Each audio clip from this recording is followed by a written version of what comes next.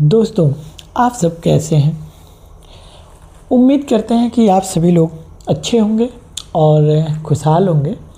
तो दोस्तों, आप सबकी यूपी टेट की तैयारी कैसी चल रही है? आप अपना विचार अवश्य बताइए। तो हमारा जैसे यूपी टेट का पेपर की डेट जो है धीरे धीरे करीब आती जा रही है, तो उसी के अंतर्गत देखते हुए, उसी तारीख को देखते हुए आप सब अपनी तैयारी को एक नई दिशा में स्थान दीजिए, ताकि आप एग्ज़ाम से ही अपनी प्रिपरेशन को 100% पूर्ण कर सकें। तो दोस्तों, अभी आप एकदम मस्त होकर के फॉर्म भरिए और कोशिश करिएगा कि फॉर्म में किसी प्रकार की कोई त्रुटि ना हो, और अगर कोई त्रुटि होती है तो भूलवश तो परेशान होने की ज़रूरत नहीं है, क्योंकि आपको करेक्शन का मौका मिलेगा। और लेकिन अगर आप एग्ज़ाम में गलतियां कर देंगे तो आपको करेक्शन का मौका वहाँ पे नहीं मिलेगा। इसलिए यूपी टेट की तैयारी के लिए आप मेहनत से कोशिश करिए कि 100% तैयारी पूरी हो। अगर 100% नहीं होती है तो कम से कम 90%, 95% तक पूरी होनी चाहिए, क्योंकि अगर आप इस लेवल तक तैयारी कर ले जाते हैं तो 100% आप यूपी टेट की परीक्षा को क्वालिफाई कर ले जाएंगे। तो दोस्तों, आज हम गणित की जो हमारी यूपी टेट के अंतर्गत जो टॉपिक है मैथमेटिक्स यानी गणित, उसके अंतर्गत हमारी एक टॉपिक है घातांक। तो आज हम घातांक के बारे में अध्ययन करेंगे। घातांक क्या होता है और इसके नियम क्या हैं, इसके साथ गणितीय संक्रियाएं हम कैसे करते हैं। तो दोस्तों, घातांक क्या होता है? घातांक का सीधा अर्थ आप थोड़ा बहुत तो जानते ही होंगे कि जब हम किसी संख्या को, मान लीजिए हमने जो है एक संख्या है हमारी, यहाँ पे 5 है। अब हम इसको गुणे 5 गुणे 5 गुणे 5 गुणे 5, 2 4 5 गुणे 6, 5 बार हमने 6 बार इसे हमने आपस में गुणा किया। 6 बार हमने आपस में गुणा किया, तो इसे हम क्या कर सकते हैं, इसे हम ऐसे लिख सकते हैं, ऐसे लिख सकते हैं। अब हम दोस्तों, मान लीजिए हमारी एक संख्या है 10 गुणे 10 गुणे 10 गुणे 10 गुणे 10। तो अब हम देखते हैं कि यहाँ पे हमारा जो 10 का आपस में गुणा हो रहा है, वह जो है 1 2 3 4 5 बार आपस में ही 10 का गुणा हो रहा है। तो इसे हम 10 की घाते 5 के रूप में लिखेंगे। तो दोस्तों, ये जो 5 की घाते 6 है, 10 की घाते 5 है, तो ये जो हमारी संख्या है 5 की घाते 6, तो ये हमारा जो है, ये हमारा दी गई संख्या का आधार है। क्या है? आधार यानी बेस। और ये जो हमारी 6 है, ये हमारी हो गई पावर। ये हमारी हो गई पावर आर एक्सपोनेंट कह सकते हैं। और यहाँ पे ये जो संख्या, ये आधार के रूप में है, 6 हमारी पावर यानी घात के रूप में है, इसे हम घात बोलते हैं। और इसी तरीके से 10 की घाते 5 में हम 10 हमारा जो है ये है आधार, और ये हमारा 5 जो है ये है घात। तो दोस्तों, ये थी घात, इसे हम घात बोलते हैं, इस तरह से लिखे गए अंकों को। अब हम 64 को घातांक में लिखिए। एक सवाल हम देखते हैं, 64 को घातांक में लिखिए। एक हमारी संख्या दी गई है 64, हमें इसे घातांक के रूप में लिखना है। तो हम क्या करेंगे, यहाँ पे देखते हैं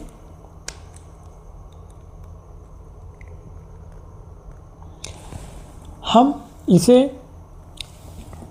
इस तरह से लिखेंगे 64 का 2 दूनी 4 दूनी 8 दूनी 16 दूनी 32 दूना 64, 2 दूनी 4 दूनी 8 दूनी 16 दूनी 32 दूना 64। अब हम इसे एक रूप में इस तरह से लिख सकते हैं 2 4 6, हमारी 6 है यहाँ पे गुणा हुआ है 2 का, तो यहाँ पे हम 6 यानी 2 की घात 6 2 पावर 6 ऐसे भी पढ़ सकते हैं।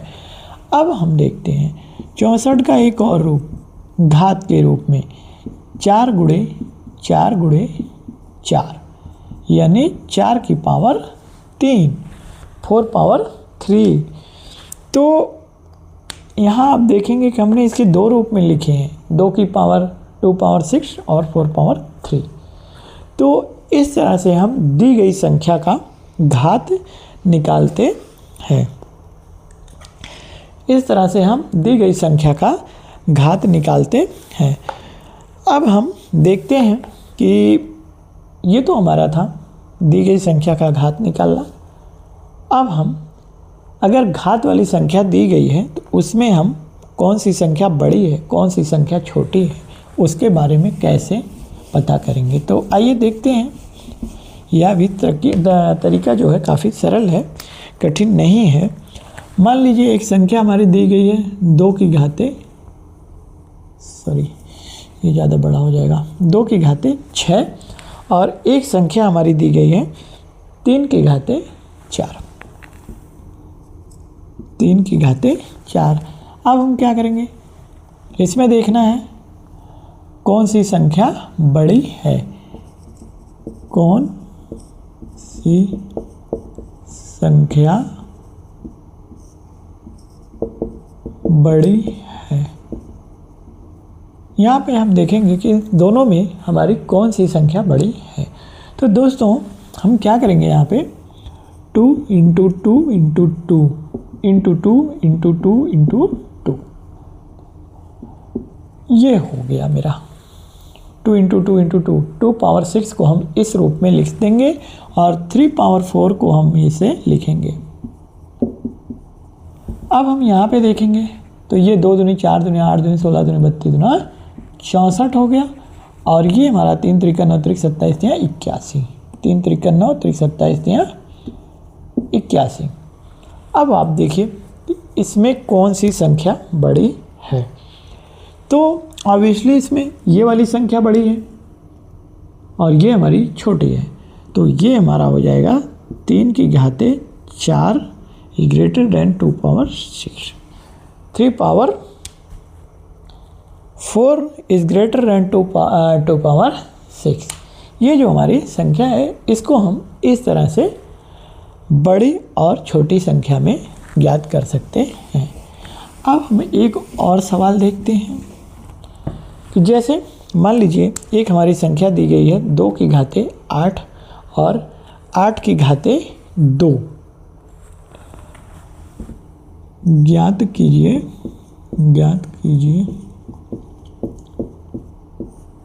2 की घाते 8 2 की घाते 8 तथा 8 की घात 2 में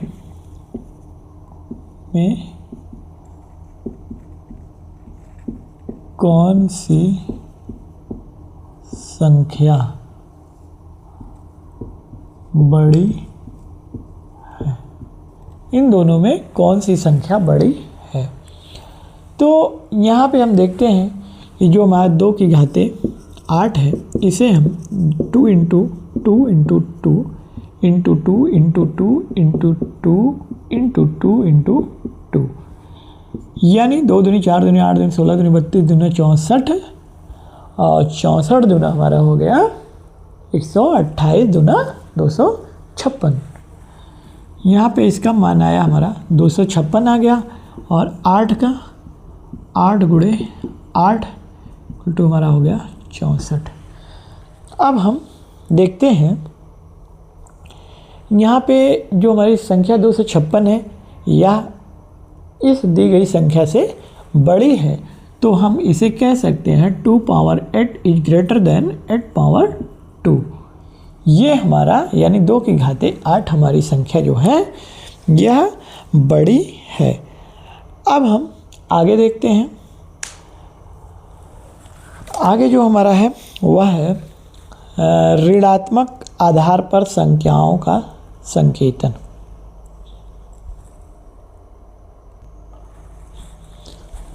दोस्तों अब हम देखेंगे ऋणात्मक आधार पर संख्याओं का संकेतन।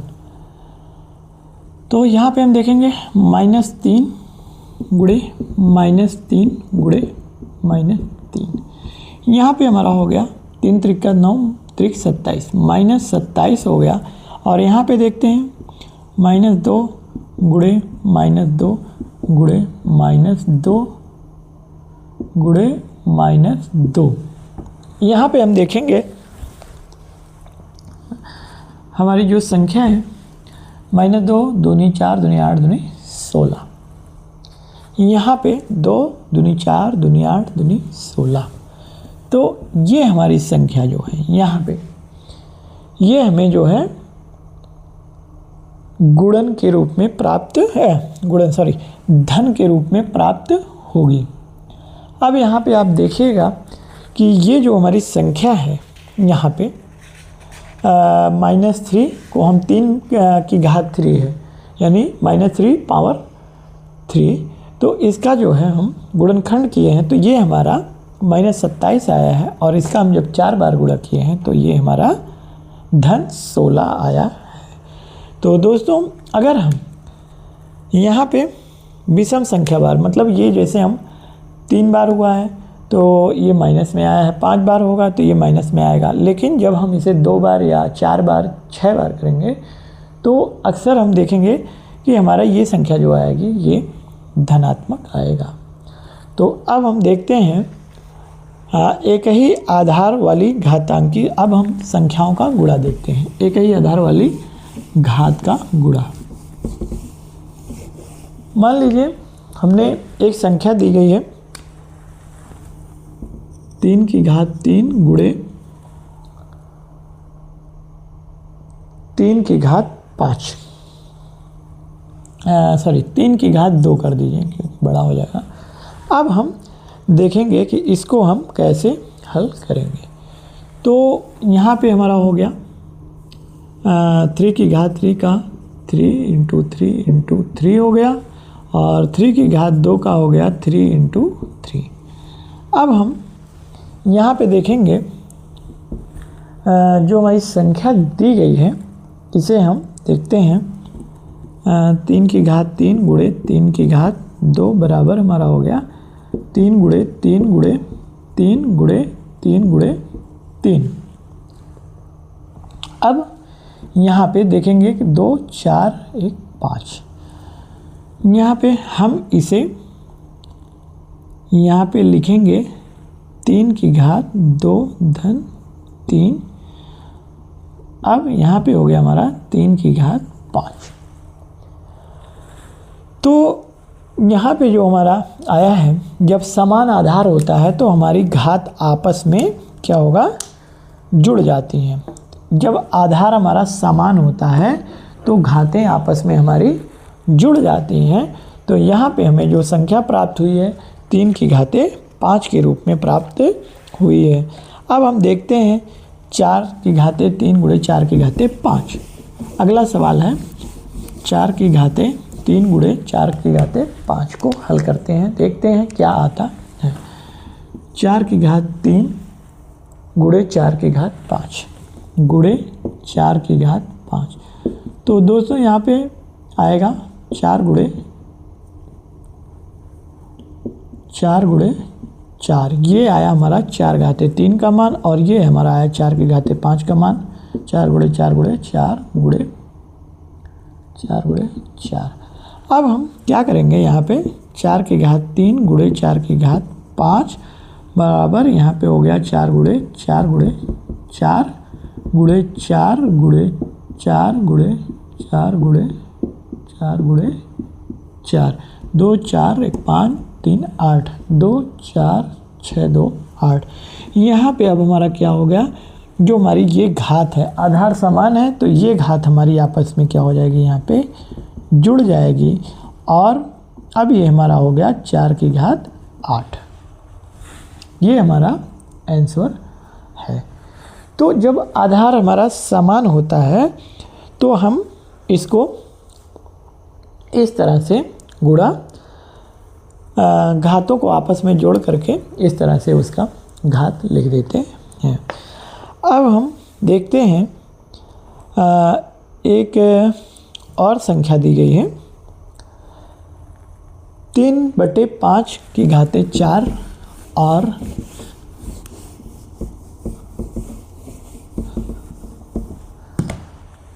3/5 की घात 4 गुणे 3/5 की घात हमारा हो गया यहाँ पे 6। अब हम देख रहे हैं कि इन दोनों का आधार समान है, तो सीधी सी बात है 3/5 का जो हमारा ये घात है 4, इसे हम 3/5 गुणे 3/5 गुणे 3/5 गुणे 3/5 और 3/5 को हम कहते 6 को हम 3/5 गुणे 3/5 गुणे 3/5 गुणे 3/5 हो गया गुणे 3/5 गुणे 3/5। तो ये जो हमारी संख्या है इसमें हम देख रहे हैं कि हमारा आधार समान है, तो सीधी सी बात है ये हो जाएगी हमारी 3/5 और यहाँ पे हम 4 धन 6 कर दिए, तो आगे जो हमारा संख्या है 3/5 की घात 10 आ गया।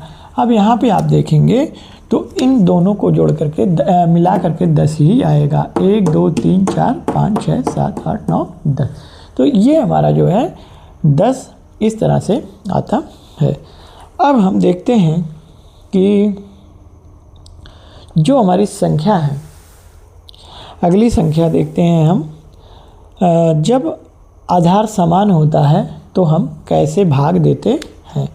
मान लीजिए हमारी एक संख्या दी गई है 2 की घातें 4,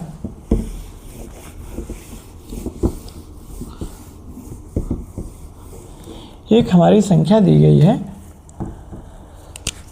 2 की घातें 4, 2 की घातें 4 भागे